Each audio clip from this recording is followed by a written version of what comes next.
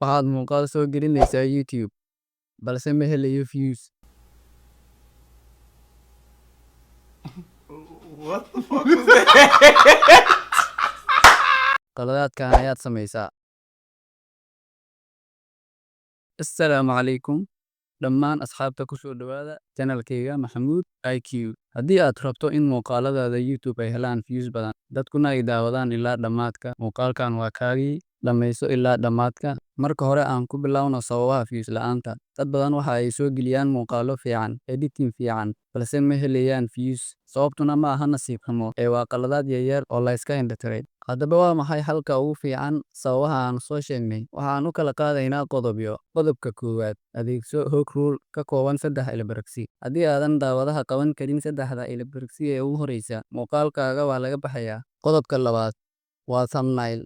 Thumbnail-kaagu waa inuu dhaliyaa su'aal, mid indhaha qabta oo aan qoraal badnayn.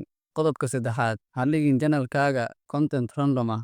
Qodobkan aad ayuu muhiim u yahay, sababtoo ah inaad marba muuqaal soo geliso oo aan wax target ah lahayn, YouTube ma faafiyo. Haddii aadan maanta bilaabin, berrito kama fiicnaan doonto. Qof kasta oo YouTuber weyn ah wuxuu ka soo biloobay 0 views.